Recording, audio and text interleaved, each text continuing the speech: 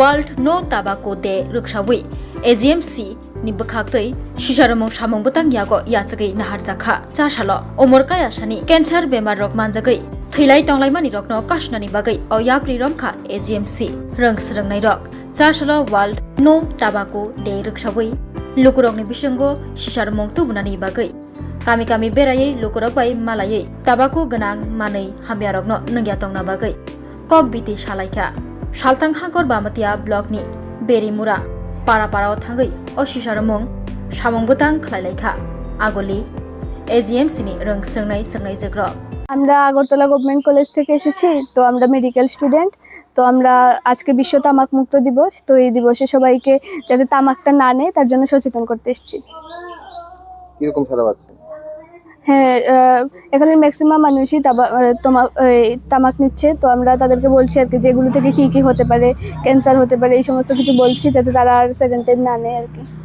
আপনার নাম আমার নাম সুপা দাস 31শে মে হচ্ছে বিশ্ব তামাক মুক্ত দিবস। সম্প্রতি যে NFSS রিপোর্ট বেরিয়েছে আমাদের রাজ্যে দেখা গেছে যে তামাক ব্যবহারকারীর সংখ্যা পুরুষদের ক্ষেত্রেও 50%, মহিলাদের ক্ষেত্রেও 50%। এই তামাক সেবনের ফলে আগামী দিনে ক্যান্সার বিভিন্ন জায়গায় বিভিন্ন ধরনের ক্যান্সারের ঝুঁকি বাড়ছে এবং ক্যান্সার হওয়ার এবং প্রিমেচিউর ডেথ হওয়ার সম্ভাবনা থাকছে। তো এখন আমাদের যে মেডিকেল স্টুডেন্টরা আছে যারা সেকেন্ড প্রফে আছে ওদেরকে ফ্যামিলি অ্যাডপশন একটা প্রোগ্রাম থাকে আমাদের, সেই ফ্যামিলি অ্যাডপশন প্রোগ্রাম হিসেবে ওদেরকে ওদের যে ফ্যামিলিগুলি আছে ওদের এই ফ্যামিলিগুলিতে আমরা এনেছি, ওরা যাতে ওদের ফ্যামিলিগুলিকে সেন্সিটাইজেশন করতে পারে, যেটাকে আমরা বলি ইন্টারপার্সোনাল কমিউনিকেশন, মানে মুখামুখি বা সামনাসামনি কথা বলা, যেটা একটা বেস্ট মেথড মানুষকে বোঝানোর। সেই কমিউনিকেশনটা আমরা স্টুডেন্টকে দিয়ে করছি। আজকে আমাদের প্রায় 150 জন স্টুডেন্ট আছে, ওরা প্রায় চেষ্টা করবে 300 থেকে 400 500 ফ্যামিলিতে যাবে। আর 500 ফ্যামিলিতে যদি আমরা প্রতি ফ্যামিলিতে 4 জন বা 5 জন করে যদি লোক সংখ্যা ধরি তাহলে আমরা 2000 লোকের কাছে আমরা পৌঁছে যাব এই মেসেজটা নিয়ে। এবং এই 2000 লোকের মধ্যে অন্তত 700 থেকে 800 লোক তামাক সেবন করে। তো এখন ওদেরকে যদি আমরা মোটিভেট করতে পারি আর বাকি যারা সেবন করেন না ওরা যদি প্রতিজ্ঞাবদ্ধ হয় আগামী দিনে ওরা সেবন করবে না, তাহলেই আমাদের এই প্রচারের সার্থকতা আসবে। এই রৌদ্র গরমের ভিতরে কিন্তু আমাদের এই স্টুডেন্টরা কিন্তু বাড়ি বাড়ি ঘুরছে এবং মানুষের মাঝখানে প্রচারে নিয়ে যাচ্ছে। আবার স্টুডেন্টদেরও একটা সুবিধা হচ্ছে যে ওরাও যে শিখছে যে কীভাবে মানুষের মাঝখানে যেতে হবে, গ্রামে যেতে হবে, মানুষকে সচেতন করতে হবে, কারণ ওরা আগামী দিনে ভবিষ্যতের ডাক্তার হবে।